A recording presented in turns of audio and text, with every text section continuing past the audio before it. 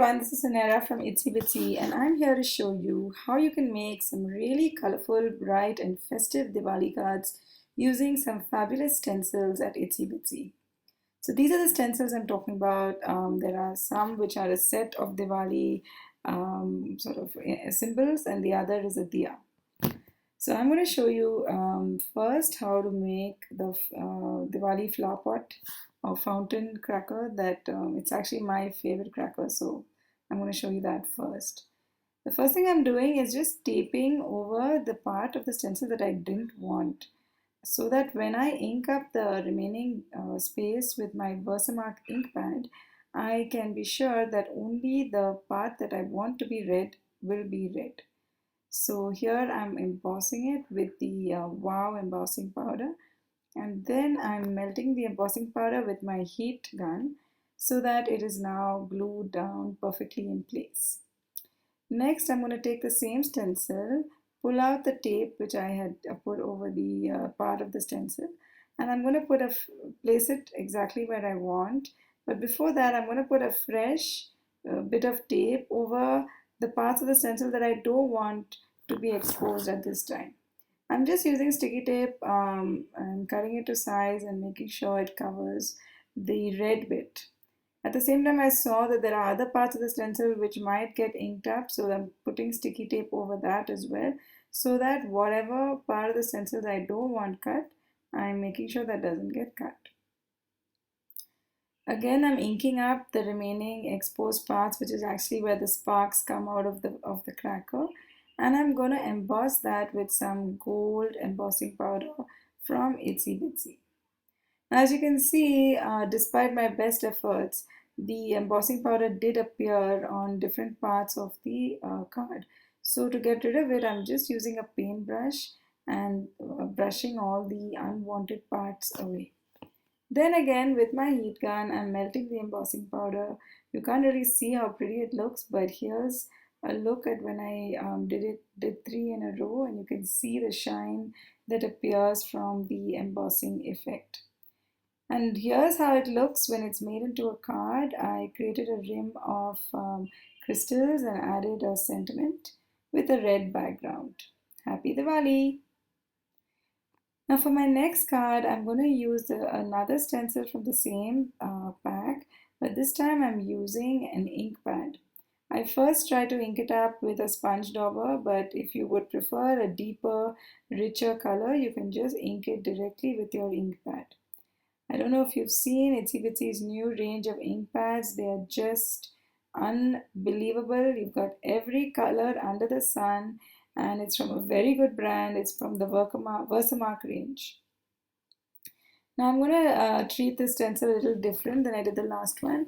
I'm going to cut it out. I'm fussy cutting it. I don't need it to be perfectly neat, but I'm just cutting it out so that the stencil itself becomes an embellishment on my card.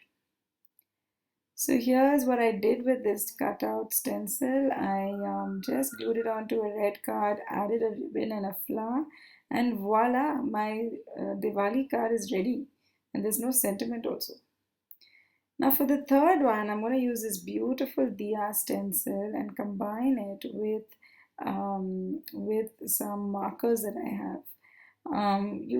This is, I guess, how stencils were originally intended to be used. You would place them on paper and use your pen or a pencil to outline the design. So I'm using it in that traditional way, and then once I've outlined it, I'm just coloring it up.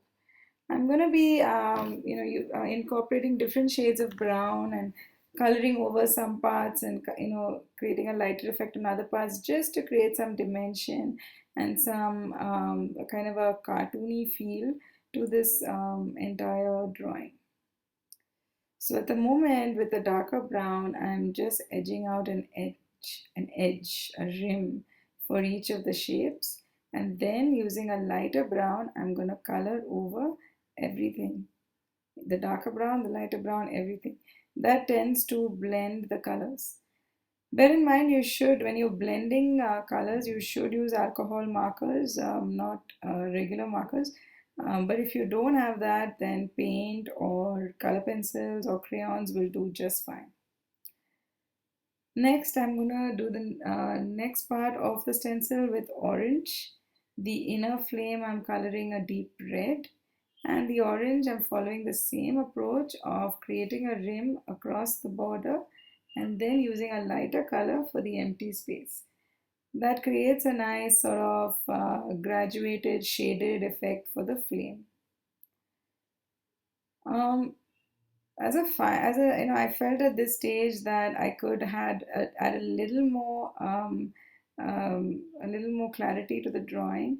So after I color in this sort of glow following the stencil, I'm using my fine tip pen. It's a fine tip pen to outline everything in the drawing.